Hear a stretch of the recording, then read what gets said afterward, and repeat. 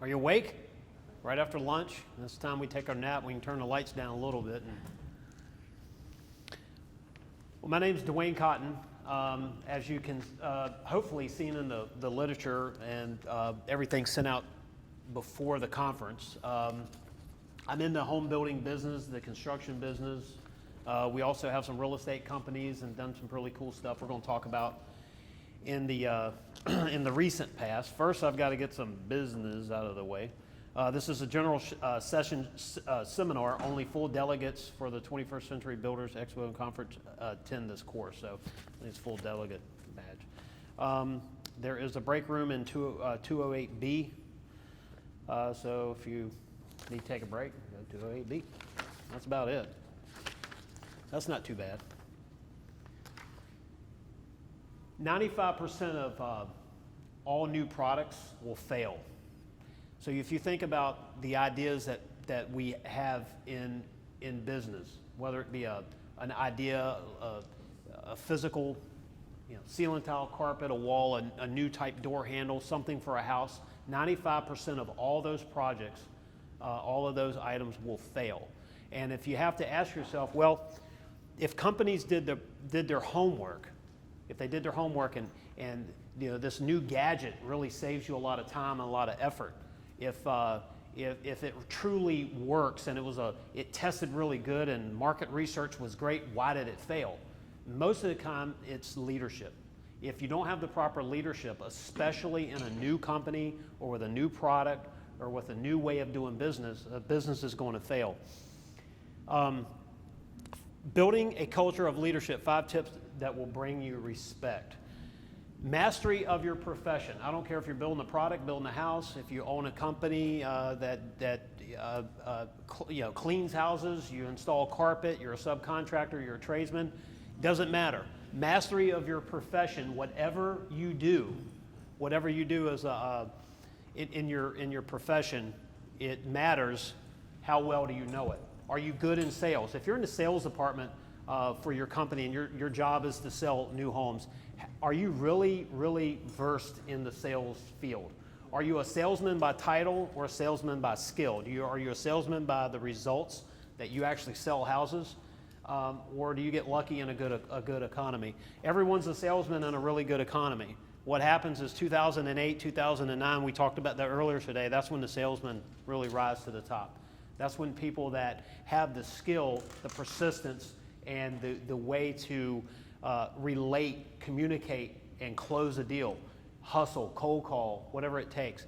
These are all things that work into the sales side of a business. Now, one of the things you need to understand is that mastery of a business, mastery is key to success. If you don't have all of your facts, if you're not reading all the books in your skill set, your trade, if you're a home builder, you need to know everything there is about home building. What products are trending right now? What does the average buyer want?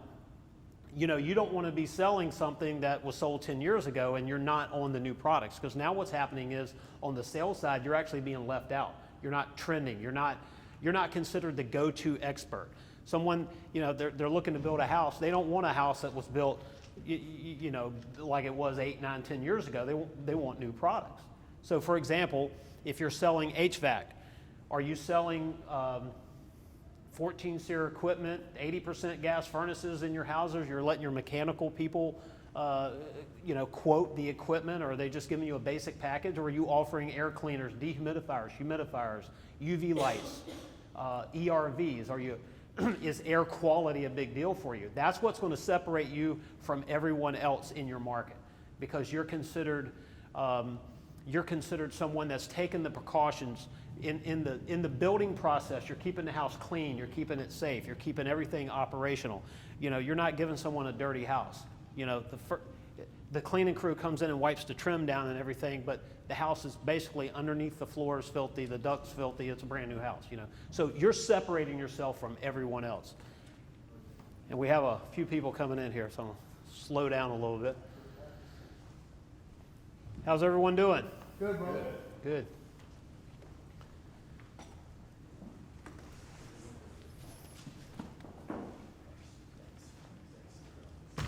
don't worry, for those of you that have been here the whole time, I'm not going to start from the beginning, but I am going to say something.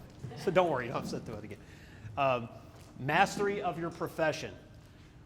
Being a leader in your company means that you actually know everything from A to Z. You don't necessarily do it because now you're trading time for dollars. That's not what you do as a leader. What you're doing as a leader is you're delegating. You're delegating tasks. You're putting people in charge of certain tasks. Mastery of your profession means that you know, we were talking earlier, you might not know how to do drywall. I don't do drywall, but I know what it's supposed to look like. I know level 4, level 5. I know what I like. I know I want everything straight, corner straight. You don't do it, but you know the process and you know the right way of doing it. So whoever's doing the work, if you're installing ductwork, then you kind of get it. You know the process, but you're not doing it. Mastery of your profession means that you know every single thing that there is to know about building, about running your business. Building a culture of leadership, 5 tips that will bring you respect. That's what we started with a few minutes ago. What brings you respect is the fact that you are there doing, you know your job. You're not delegating, you're not telling someone how to do a job and you have no clue to how to do it yourself, right? So you have an idea.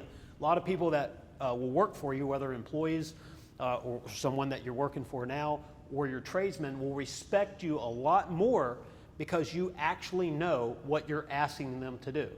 To some people it doesn't matter, but to some it does.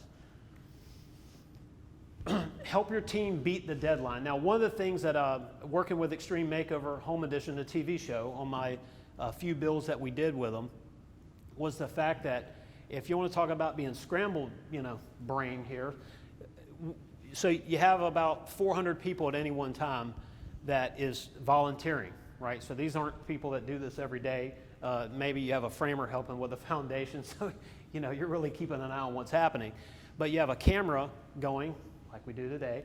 You have a camera going here. You have one of the talents, Johnny Littlefield here. And then my job is to do, in this particular case, I had to talk about what we were doing, right? It was a TV show. People wanted to know. They wanted to know, hey, what are you doing today? What's the process? Straight on the camera, I'm making sure that this guy over here is putting these straps in the right place, So you're all over the board.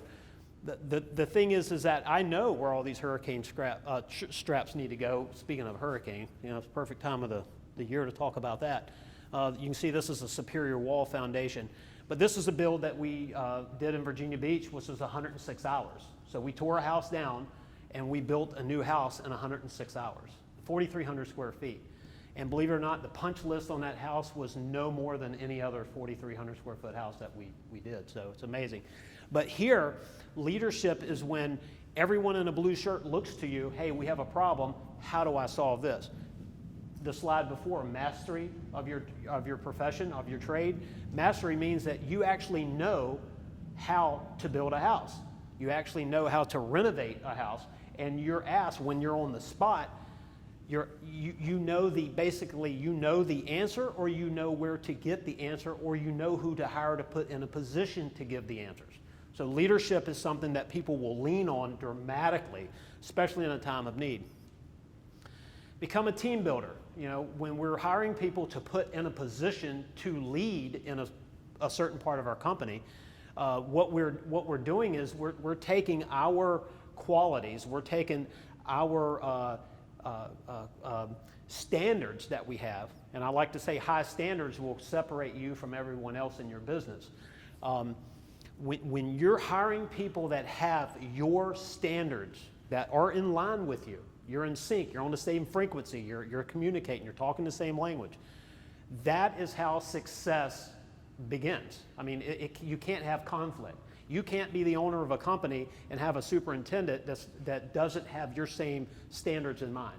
If we're talking about drywall earlier, I know everyone that does drywall for me, they get a little aggravated because I look for nail pops, I look for seams, I look for texture differences. I like the orange peel consistent across the mud joints. I don't want to see the paper finish and then a smooth drywall, an area where drywall was patched, and hopefully if it is smooth, the painter can do something with a heavy nap roller. So I'm looking to make that look uniform. I have high standards.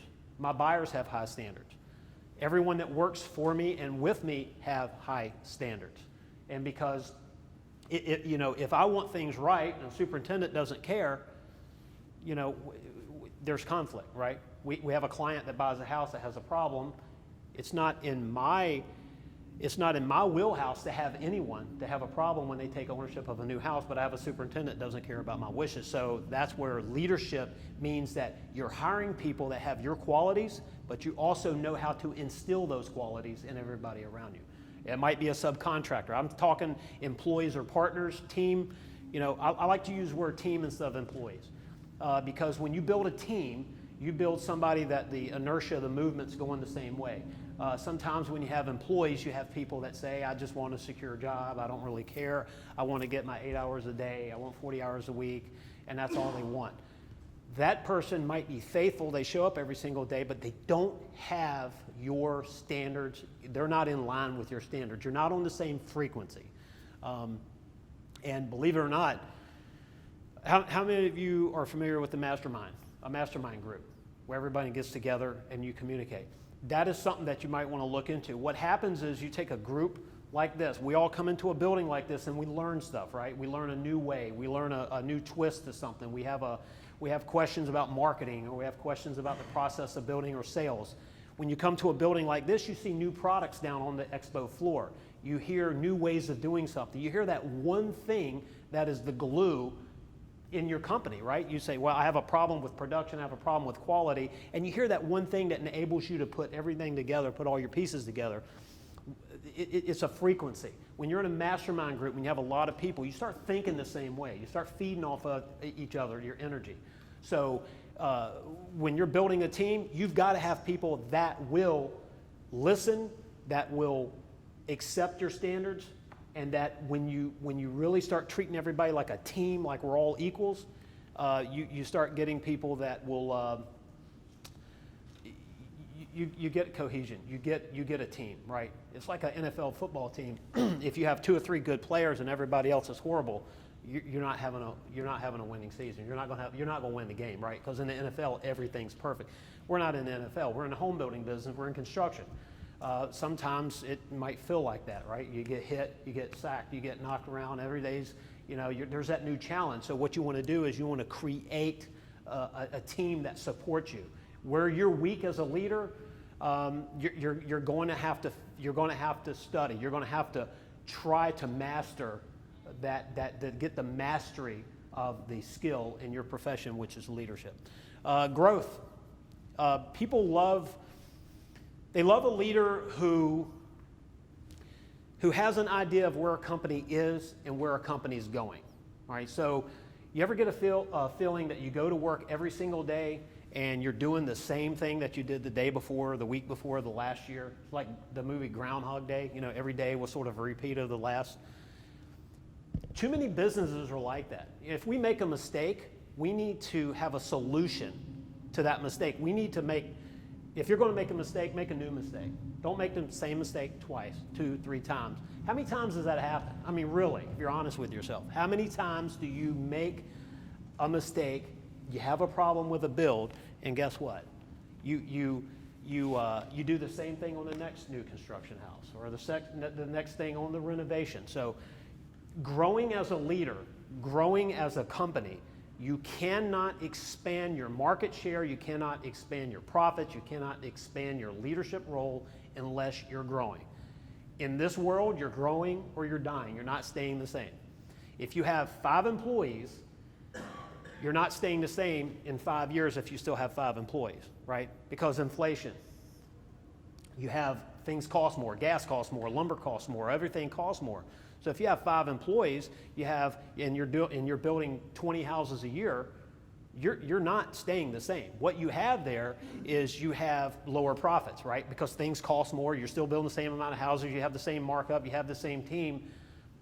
Vehicles are wearing out. You're having to replace them. You're not staying the same. So you're growing or you're dying. You're growing in your business or you're shrinking your business. And what I found in my line of work, we were talking about diversification earlier today. In 2008, I just came off of 7 years of creating a very successful heating and air conditioning company. I started a company with myself in a pickup truck and a green Rubbermaid container, and I sold that company to the month 7 years later for 7 figures. I created $1 million heating and air conditioning company that, I mean, we did $4 million the last full year I was in business. That's a lot of air conditioners. That is a lot of product being moved. The boxes, you know, I like to think we were moving boxes. We were solving problems for people. One of the easiest ways to grow a business is to be a problem solver, right? You're a problem solver for everyone. You're in your peer group. You're a problem solver for your clients. My job wasn't to sell them a new shiny problem. It was to solve a problem that they have and give them something more efficient. When I grew that company, I realized that, you know, that success, I mean, I'd visualized the success before it ever happened. I'd visualized where I wanted to be. There's power in visualization. There's power in the mastermind group. You know, I came together with a few other people and we created this, where I was weak, they were strong. Where they were strong, I was weak, vice versa. When I got into the home building business, after years of wanting to do it in late 2007, well, you can imagine 2008, right? Like I bought the ticket to get on the Titanic after it hit the iceberg. And I was ecstatic. I couldn't believe I was getting all these good deals on these lots, and I was buying houses that were under construction, but people just wanted to walk away. Man, I was the luckiest guy alive. Had a pocket full of money, and I'm buying real estate everywhere, and then the market tanked. I didn't visualize. I didn't think about the future. You know, I didn't consider what was happening in the overall economy, and as a leader, I failed. I wasn't a leader. I was a worker. I was somebody that went from the heating and air business to the home building business and really just assumed that the good economy that we were having was going to last. A good leader looks for weak points in the economy. A good leader will look for the signs. They will look for anything. We were talking earlier about shipping containers. You know, if you look at the economy as a macro, there's plenty of little signs out there. I'm not a lawyer, I'm not a doctor, I'm not a psychiatrist, I'm not a CPA, and I'm definitely not an economist. But the one thing I will tell you is a lot of people react. They're not proactive, they're reactive. You see that with this hurricane right now. How many people wait until the absolute last minute to get the bare essentials, things that you really need anyway? I don't know about you, but I drink water 24/7, right? I'm like, all year I have water. And I understand that you're buying more water when we could potentially lose our water source for a while. I get it. But there's a lot of people that buy the basic necessities in a time of need. In business, if you react to the small things, if you react and you're not proactive, but you're reactive, you will not grow your company, you will not succeed. You've got to be ready for everything. You've got to be ready for a slow economy. You've got to pay attention to the cargo containers being shipped over from another country. You've got to look at the GDP. You've got to look at elections. You've got to look at a lot to know where you're going with your company, okay? You know, you have sort of a ship, a cruise ship, and you're cruising along and you need to stop. Somebody fell off the boat. Well, you're not stopping on a dime. You might make a long sweeping arch, but anyway, it's going to take a while to go back and get that person, if you even go back. And you don't want to be that person that fell off of the cruise ship, the economy. You don't want to fall off. You don't want to be unprepared. The economy goes past you and you're unprepared. You're unprepared in your sales force. You don't have a good sales department. You're not a good salesperson. You weren't prepared for the slowdown in the economy. You don't have enough liquidity. You know, business is good. We bought a second house. We got a Lambo. We were joking earlier about my Gulfstream 550 that I want that I don't have yet, but I've got to sell a few more houses to get there. But do I really need that? No, I don't need it. It's the worst investment you could possibly make on this planet, but it's something that I want. But I would make sure that when that day comes, that I am liquid enough so if we have a slowdown, I'm not going out of business in 30 days. I mean, that's critical. Growth is one of the most important things that you can do. Inspire greatness. You know, when you have people that work for you, I don't know how many of you pay attention to facial expressions, body language, or anything for people who are employees, coworkers, or subs. But when you inspire greatness, you can change the attitude in your workforce. You can change it in your teammates. You can change it in, you know, that sub that comes to work kind of head down, dragging the body language, says, hey, you know, I'm just living, life's okay. You can inspire greatness in this person. You can let them know. In the heating and air conditioning business, I talk to a lot of people in the trades industry in general, but HVAC in particular. Think about one thing. Significance is something that a lot of people want and need. When you're inspiring greatness, you're inspiring significance into someone's life. I use this example of when you drive by an ice cream shop and there's a line of people. It's 100 degrees outside and people's actually waiting to buy ice cream in the shop and the line's out the door. But at 10 o'clock that morning, the refrigeration was out and they couldn't make ice cream. So when that service tech that doesn't normally feel important in life in general drives down the road that afternoon and sees that line of people, they can say, I did that. Because without me, there would be no line of people. There'd be no ice cream being sold. Who cares? Significance is something that a lot of people want, and we all have a lot of significance. Inspiring greatness in your workforce is inspiring significance to people. What you do matters. We're not just building a box with a roof and it keeps the rain off. We're building a house that is going to protect people from storms like we're getting ready to have. And you guys are going to take more of a hit than I thought we were going to have in the Hampton Roads area. Now, one thing about leadership that was totally not in anything that I prepped. Your fellow citizens in North Carolina are going to be depending on you greatly. Now, I hope I don't say anything out of line here, but I mean this from my heart. Everyone here in the state of North Carolina is, especially from, I guess, Charlotte to the coast, is going to go through a life-changing ordeal, whether it be a flood from rain, whether it's wind, whether it's a combination of both, whether it's next week when the rivers crest, if we get everything that is being predicted. Your job is not just to lead your company and your subcontractors and your employees. The leadership skills that you will have to experience as a company and as an individual is going to be heavily relied on by the people here in North Carolina. Lives are going to change. Net worths are going to go out. What people have worked for their entire life is going to go away. How you help them get back on their feet. How you help them with their build. How you help them with giving them the peace of mind that, I'm there for you. I'm going to help you out. I'm going to put the right trades together. We're going to make this thing happen. That's important. I lived through it during Hurricane Isabel. Nothing against what, compared to what could happen. It hasn't happened yet, and let's pray that it doesn't. Leadership is something that puts you in a position to help people. And when you help someone, when you solve a problem, you have to make money doing it. You don't like to think about profits in a time of need. The fact is, if you don't make money, you're not here to help anybody anyway, right? I mean, that's just reality. And when you make a lot of money throughout the year, then times like this, you can really give back to people. You can help folks out. Just like Extreme Makeover Home Edition was something that was near and dear to my heart. This build here, we contributed as a company a lot of money toward this build, right, for this family. Well-deserving family, great folks, did a lot for everyone in the community. Everyone there, it wasn't just us as a company doing the build, it was every volunteer that took off of work, that worked a normal 8-hour shift and then went and volunteered afterwards. Those people gave a lot back.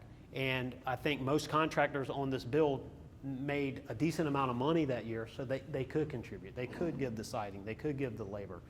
And so in a time like this, leadership results in being able to help your neighbors, right? Because if you're an effective leader, you have an effective company, you're making money, you have money to give back.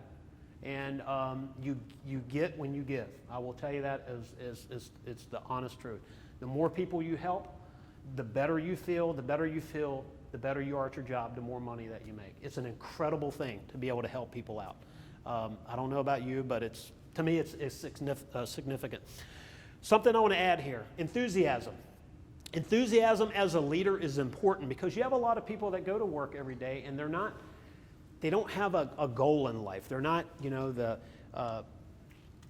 they're not inspired by anything other than a paycheck, right? So your job as a leader to make people like that inspired. Now you have some people that are totally inspired, they're inspirational, they're ready to bust out of the 8-hour a day, 40-hour a week. They're willing to do whatever it takes to help your company grow and for help them grow as an individual. Dominating attitude. One of the things is with competition. If you have a builder in your area selling 10 houses a year and you're selling one, and you feel, what are we doing wrong? What are we not doing correctly? If you have someone doing 25 a year and you're selling 5, what are we doing? A person that has a dominating attitude in business is going to always try to sell more than the competition, right? Everything being equal, same group, you're not competing against a national size home builder.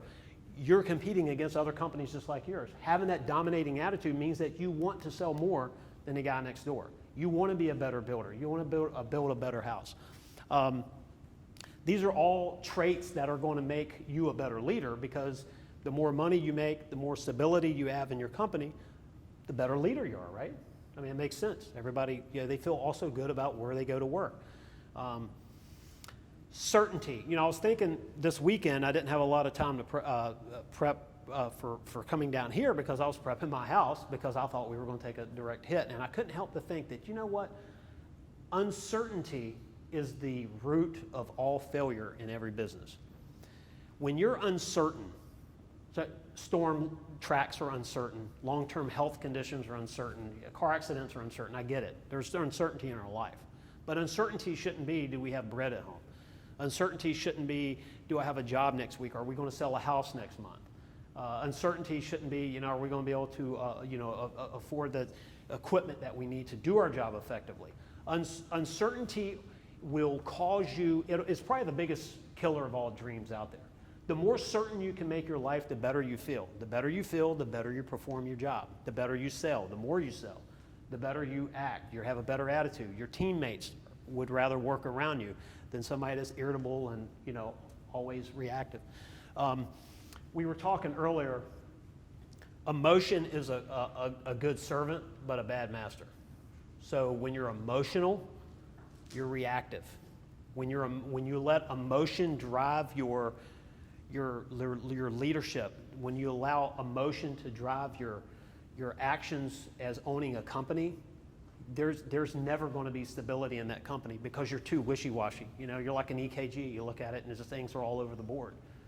You've got to be steady. Most successful people make their mind up pretty quickly, and they're slow to change their mind. And it's not because they're hasty, make decisions like that. It's because they already have the facts needed to make that decision. The circumstances are different. Are we building 2 houses, or are we going to build 50? Are we remodeling 1 kitchen, or are we going after the whole neighborhood? Certainty does a lot in your personal life. It does a lot in your business life. I'll tell you that right now. I think uncertainty probably costs a lot of dreams, like I said earlier. If you're a system creator, if you create systems in your company that allows for balance, it also, creating a system on how you operate your company adds certainty, right? You know how to run your business. You know how to counteract low sales. If you have 10 employees, you have 2 employees, you have all subcontractors. We mainly use subcontractors. It's just a business decision that we've decided to do. But if you create a system that says that every time I build a house, here's the process. This is the process for our site plan, our building, getting your plan submitted to the county or the city, wherever you are. The process for when things start, when a power pole goes in, you have a process. I know guys that will have a power pole go in before the site plan is approved and it's in the wrong spot, or they didn't consult with the power company and they have to move it, or it's they put one in too short and the power is coming from across the street and it needs to be higher. There's all sorts of things out there. None of that should happen, really, because if you have a system in place, every single job, every single build, the basic fundamentals are exactly the same. Now, we do know that we're building on different lots, we're building in different areas, we're doing different renovations, so there's going to be differences out there. Remember, there's going to be some uncertainty in life. Putting a power pole in, there shouldn't be anything uncertain about that. We have an idea of how tall or where it should go. And I know in Virginia, they like it to be on the site plan. I don't know how it is in North Carolina. Accountability. One of the big traits for a leader is accountability. I will help. I will work late. Hey, I still work with my hands. That's the sanity. If I couldn't get dirty once in a while, I'd lose my mind. I don't like this. I wear this because it's more presentable, but I'd much rather have on boots, dirty jeans, and out there working. That is where I'm happy. That is where I'm out there with everyone. You know, that's who I am. I'm a tradesman. I own a business, but I happen to be a tradesman first and a business owner second. Now, that's probably some bad business advice, and I know somebody watching this one day on YouTube will say, man, I can't believe he said that, and he was honest, but I'm honest. I think that my job is better performed when I enjoy what I do. When I'm in the field every single day, I'm enjoying myself, I'm really having fun. I have to run a business, but I want to build houses. I want to be in the real estate flipping business. That's what I do. I love it. We have a company called offmarkethomebuyers.com. It's a company that I want to take national. It's going to be a franchise. We were talking earlier about the marketing side of things. It's a feel-good story. It's somewhere that if you want to sell your house, or you know someone wants to sell their house, we want them to feel comfortable selling us their house, their mom's house, the house they grew up in. You know, we're creating a relationship. I like being the person to go out and talk to the person about buying the house. I like when we buy a house to be on site when we're cleaning out the house. I can't be there every day. I can't be on every one, but I love going there. And if the guys are busy, I'm going to jump in and give them a hand.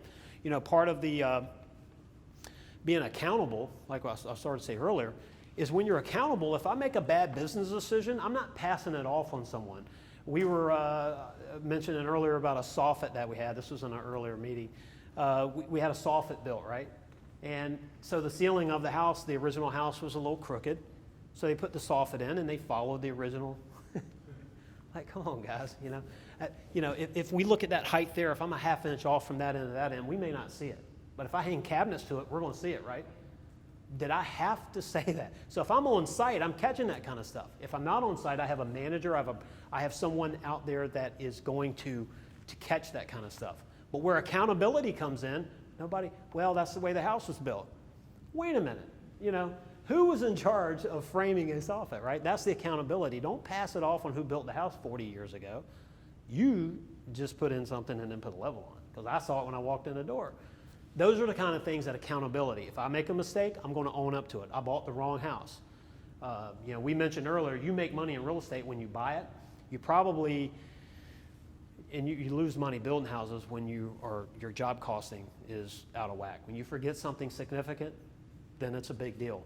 But in real estate, you make money when you buy it. Well, if I make a mistake and I don't see something, I cost my company money, I'm accountable for that. I tell my business partners, hey, I made a mistake and I'm going to fix it. Now, how we fix it, it's hard to renovate yourself out of a hole. But sometimes you have to do certain things to a house to get the profit margin back where it needs to be. Or in some cases, if you really mess up, you've got to renovate your way back to break even. And that's not running a good business. Being accountable means that I didn't pass it off on somebody else. I didn't blame it on the agent. I didn't blame it on anybody else. It was my fault. Tough. God. You know, being a home builder, you have to be tough, right? You have nerves of steel. I don't know how many of you feel this way or not. Let me see a show of hands. How many people feel when you start a build that there's a level of uncertainty and a level of, basically you have butterflies on certain builds? I mean, you ever have that idea? I do, right? Maybe it's it's a house built on a hill and there's going to be some structural challenges. Or maybe it's renovating. You're adding on pretty much a house to a small addition. You're not adding an addition to a house. I mean, you're starting with a 800 square foot house and you're building 4,000 feet on that. How it looks, how the architect's drawn everything up, the process that you actually have to go in and make this stuff happen. You know, sometimes when I get those, I start to feel like, we know what we're doing, right? But there's always that little bit of uncertainty. There's always that little bit of, man, I don't want to make a mistake. Leadership means that I absorb that, or my supervisors or my superintendents or whoever is absorbing that, and they're creating certainty for the workers, for the client, the end user, the boss, the person writing the check, buying the house, buying the addition. Those are the people that don't need the uncertainty. They don't need to worry about the process of this, the build. And when you start a project off, if you're worrying about stuff, you just need to be professional and you need to absorb that. Your clients don't need to absorb it. You need to be accountable for that. All right, look, setting goals and staying true to them. When you set, I don't like business plans, all right? Just personal. Banks love them, banks like them. I don't really like business plans. The reason I don't like them, so many things change. I like to have a target. You know, we mentioned earlier, life is like a GPS, right? You've got to know where you're going to know how to get there, right? You have to have a target. We have to have a goal. We have to have a dollar amount we want to make. We have to have some type of structure. We want 20 teammates, employees. We want to build 50 houses a year. You've got to have some target to get there. Otherwise, you're just floundering around. I got to have this feeling that when you're growing your company and you're setting your goals for your company, you've got to have the ability to stay true to them. If I want to build 500 houses in 5 years, then that's going to take a lot of work. That's going to take a big sales staff. That's going to take a good sales staff. If I set that goal, I want to stick to it. What happens with leaders is they start to lose credibility. They start to lose credibility because they will set a goal and immediately change their mind. All right? Like I said, the EKG with your emotions, the ideas are the same. We have these big grandiose goals. We have these big dreams, and the next day, well, we're not going to do that. Well, I have an idea. We're going to build 100 condos and forget the 500 houses, and then that goes to the wayside, and then you're going to be a commercial contractor, and employees see that, and what they see is that there's indecisive action. Nothing's consistent. There's not a clear path between here's where we are today and here's where I want to be. When people around you see that, you lose credibility. They lose the desire to follow you. They lose respect for you, and you're not an effective leader if you're wishy-washy, right? So if you're going to change your mind, be slow to change your mind, but have a target. Have a target that's realistic, meaning don't have little targets. Have big targets. I'd rather come up short on a big target than hit a little target, right? I'd rather want to build 500 houses in 5 years and build 300 than I would rather build 20 in a year and actually build 20. I don't want to be successful on a small goal. I want to be successful on a big dream, a big goal. And I think that every business out there, when their employees, teammates, investors, partners, when they see that kind of a drive, man, they want to follow you. You're just, your actions are contagious, right? That person out there that's positive, that's contagious. Somebody that's negative, you know what? It's contagious too. We mentioned in a diversification course earlier that you get out of life what you put into it. And I mentioned a couple things. One is about a book called Think and Grow Rich. It's written by a person named Napoleon Hill. Pretty cool story. Can I see a show of hands? How many people have actually heard of it or read the book Think and Grow Rich? Okay. I mentioned earlier that book, I believe, should be given to everyone that applies for a business license or gets a contractor's license. I really believe that. I've got nothing to gain by you getting it, but you've got every single thing to gain by reading it. That book changed my life back right after the housing crash. I felt like I really didn't know what I wanted to do. I came off of 7 years of a very successful run in the heating and air business, and then bam, I got into real estate and the bottom fell out, right? That book saved my professional life and probably my sanity, because that was a stressful time for all of us. But it brought me back to, I was emotional, right? I was making business decisions based on emotion. I'd watch the news and would make a business decision based on a news story I saw. First thing I quit doing was watching the daily news. I couldn't stand it. Now, I don't want to have my head in the sand, but I'm not going to let somewhere else drive my thinking, right? So the book Think and Grow Rich is exactly, Think and Grow Rich is how you set your goals. Now, this goes back to leadership, because if you're not a positive thinker, and I don't mean, you're thinking positive and water's up to your neck and rising by the minute. I'm not saying that, or I'm not saying you're falling off a cliff, but you're thinking positive is not going to hurt when you hit the ground. There's common sense to everything, and if you think and grow rich, that by itself is not going to make you successful. But it is the core fundamentals of success in business and in life that will get you there. I didn't add the slide on here, but there's a gentleman by the name of Jim Rohn.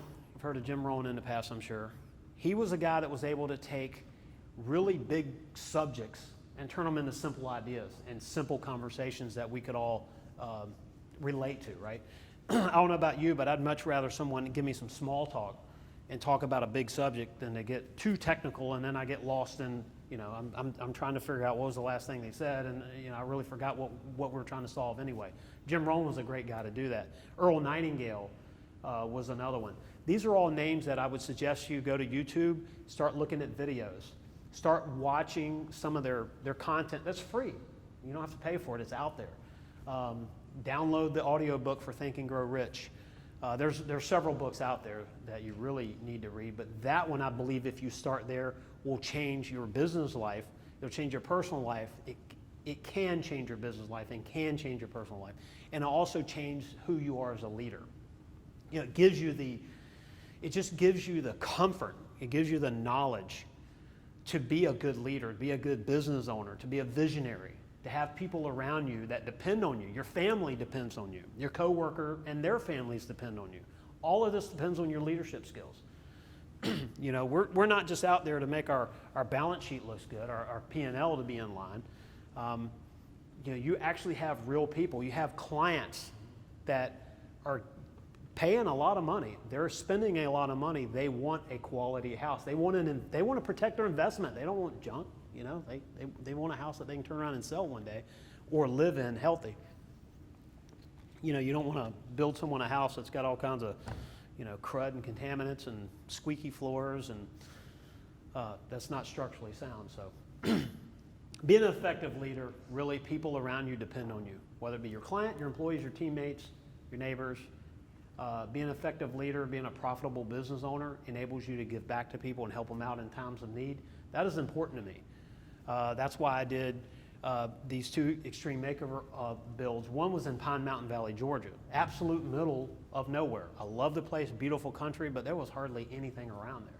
One of the reasons why I went from Virginia down there, they couldn't find enough builders in the area to help. When I was down there, I saw the leadership of the production crew, and man, they were spreading goodwill, right? That was something I wanted to be a part of. I wanted to be a part of that good feeling that I had, because remember, 2010 is when this happened. I was 2 years off of the worst year in business of my entire life. I went down there, really didn't have the money to go, but decided to go, and just the positive attitude around that show. That TV show was a miracle for a lot of people. And it was a miracle for a lot of people helping. So there was a lot of broken people helping on this build. There was a lot of broken people helping on that show, especially after 2008. I've got to say, and I've never said this publicly, I believe that show saved my professional life, because it gave me the hope back into, there's something bigger out there for me. I'm not going to be a victim of the economy. I refuse to be a victim of anything. I run my life. Nobody else runs my life. No one. And I was not going to let the economy run my life, terrorize me, give me a life full of uncertainty, go home and look at a family that my wife was smiling, but I know she was scared to death, right? Because, we'd had one lifestyle and now things are changing. I wasn't going to live like that anymore. And this show, I will tell you, helped change my life. It brought leadership to me. It made leadership so much more important than I already knew it was. See, I was a leader at my heating and air conditioning company. But I worked so hard. I worked so much. I ran a multi-million-dollar heating and air company from the front seat of an E250 van. I mean, that's insane. Who does that? I use the analogy at the end of every day. I got off of a treadmill running wide open and jumped into a bed. And the next morning I jumped onto the same treadmill running this. I wasn't a manager. I was a leader in one way. But I wasn't an effective leader, because had I been an effective leader, I would have had the managers in place to take that load off me. If I'd have taken the load off me, I might not have sold the business. But then again, I would have lived through 2008 in that business, so, kind of, I won and then I lost, if you want to look at it like wins and losses. Either way, 2008, 2009 happened. This show happened 2010. 11 months later, I was on this build managing the entire project, a 106-hour build. And just a few years earlier, I felt like quitting just as soon as I got into this business, right? So leadership, it wasn't just the name of a show that did it. It was the leadership that this show taught me. The leadership that it brought into my life is what I gave back to my company. And in turn, my company has given me success. We have Build America Construction, Properties, Consulting, which is what I'm doing today, and we have offmarkethomebuyers.com. These are all companies that are important to me. I want them to change lives. I want them to change lives of people that we're helping in business, building houses for, buying houses from, selling houses to, co-workers, tradesmen. We just want to be a good, solid place for people to work, and I believe that leadership is key. I believe that leadership will add a lot of certainty to a lot of people's lives that are in your life. And especially in times that, like right now, the reality is certainty is needed. I think especially this week. So we got about 10 more minutes before we wrap this up. And there's a couple things I wanted to add because I am moving a little ahead of schedule today, which maybe is a good thing, right? First of all, does anybody have any questions about, because I want to throw this back to you too, because it's not just about hearing me talk, it's about hearing what you think. Does anyone have like a problem right now in business? And remember, in a mastermind, we solve a lot. You might mention something that everyone else is thinking the exact same thing. Do you have a problem that you wish you had an answer to in business right now? And just be honest. What do you think? Nothing nobody wants to talk about? Because we all have this same, because I know we have some of the same concerns, right? If you look at the sales department, right, in your company, too many times that we have someone that's in charge of sales that really shouldn't be in sales, right? Now that might be you as the business owner. If you're the owner of your company, maybe you're not your best salesperson. Maybe you need to hire someone. What if you have, and it's a few ideas, I know a friend of mine's doing this, he actually hired an ex-real estate agent, and they were an ex-real estate agent because they were tired of running and showing houses on Saturdays and Sundays and 9 o'clock at night. So they were good at selling houses, they hated the schedule.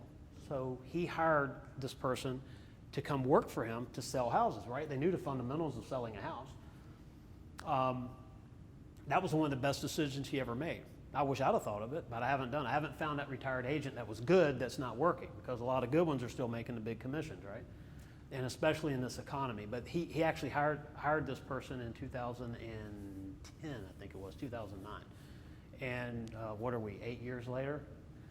They're very successful. Finding the right person in sales will be the fundamental, I think, core of any business, whether you're renovating someone's house, you're selling bathrooms, you're selling kitchens, whatever you're selling. I think that's going to be it. Yes, sir? I was just going to loft a problem. What's that? I was just going to loft a problem. Go ahead. What you got?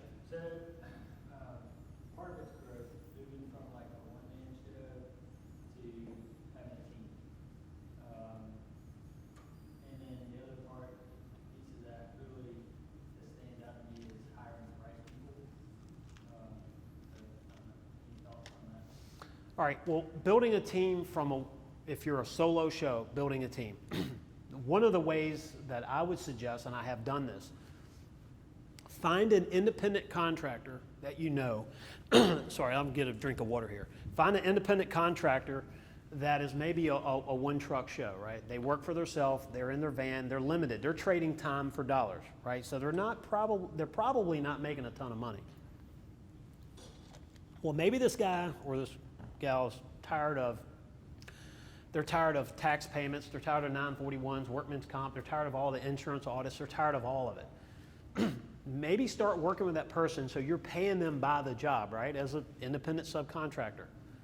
And then you say, you know what, you like their work, you like their ability, and if you're keeping them busy and you see that there's a need for their service and that you could support them, then offer that person a job. Say, look, I'll tell you what, I want to take all this off your plate.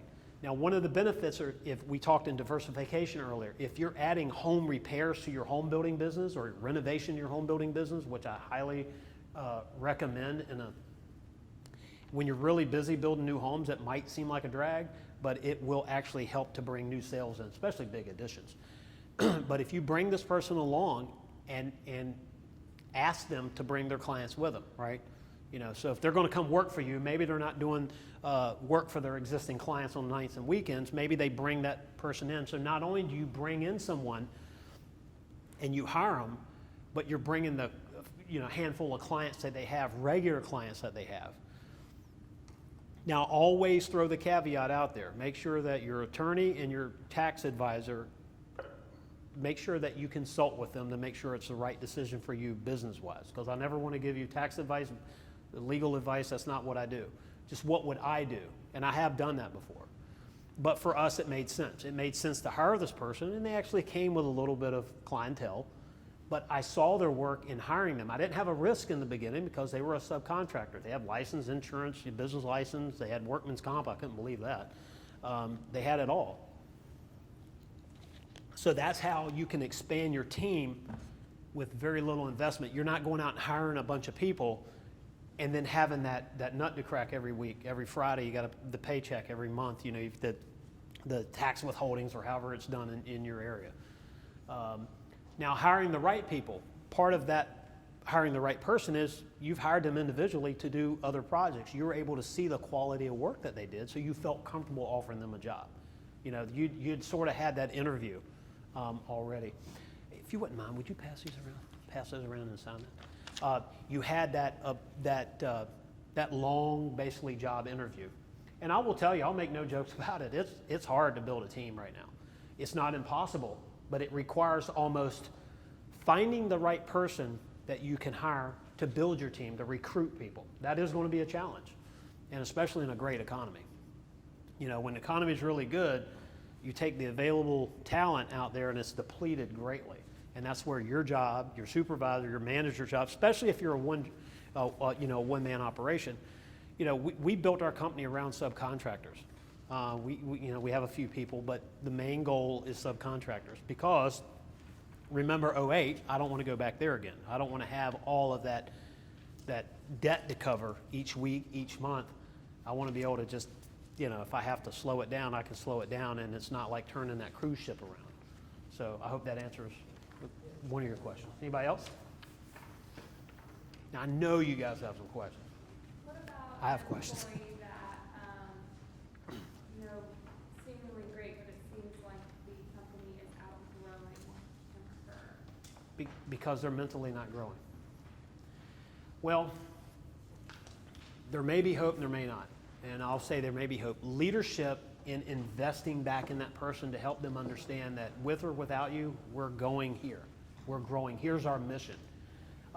We would like you to come along with us, but here is where we're going. It's not an option.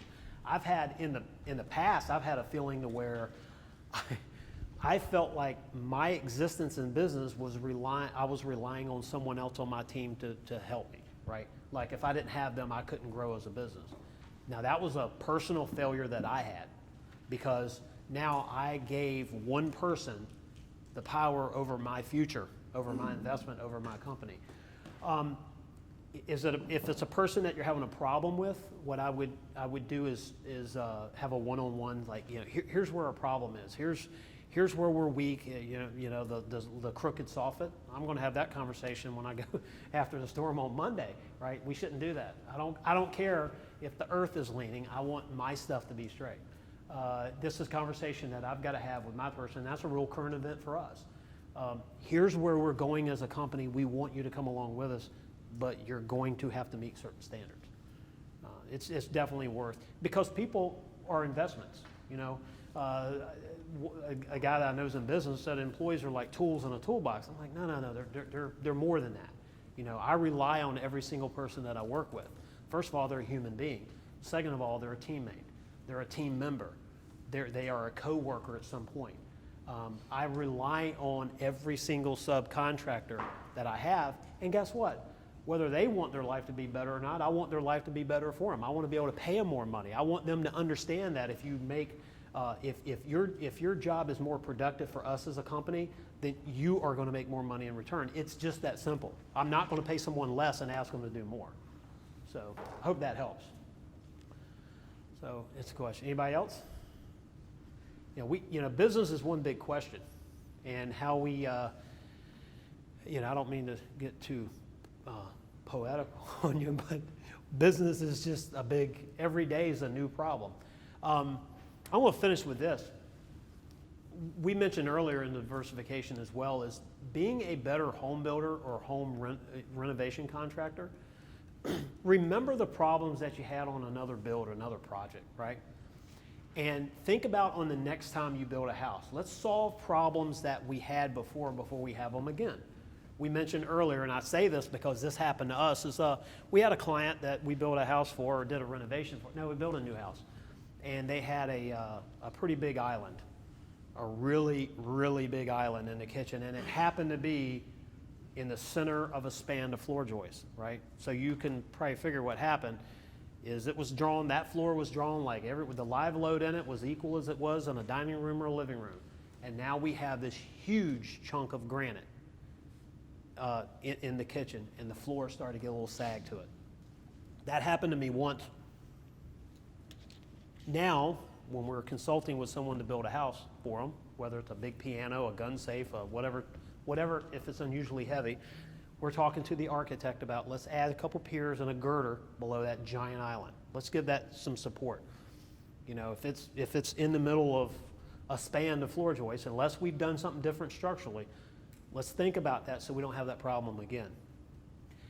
People that work around you too, when they see that, you're adding 2, 3, 4 piers and a girder for an island. Some folks think you're crazy, right? But no, what you're being proactive. Remember, we're not reactive. We're not reacting by getting a complaint where we have to go out and jack someone's floor up and then go out and do it later. That looks like you didn't build it right and now you're doing some, halfway repair. Now, when you do it from day one, you don't have that problem. Now, your client's not going to pat you on the back for a problem they didn't know they were going to have, right? If they never have the problem, but the goal is that you give someone a house that, hey, we have caulking joints to fix, we have a doors that maybe you have to adjust, but we don't have floors we have to jack up, we don't have foundations we have to fix. Those are the big things, and that's what scares the life out of everybody. So, starting to look at problems that you've had in the past with building or renovating, and solve those problems in the future. Let's have new problems. Let's not have the same problem. And that's one of the big deals. My big takeaway for today is be an effective leader. Treat people how you'd want to be treated yourself. And if you were treated rotten before by someone else, just remember that when you're talking to your subs and say, hey, that's not who I am. That's not who I want to be. Just be a good person. And the better you think, the more positive you think. It's not, like I said, you're not thinking positive as you're falling off a cliff. Right? That's reality. But your goal is every single day to be the most positive, inspirational leader that you can be, and your company will prosper from that. So I hope you've taken something away from today, and hope you sign in. And any questions you have, let me know. Thank you very much. Appreciate it.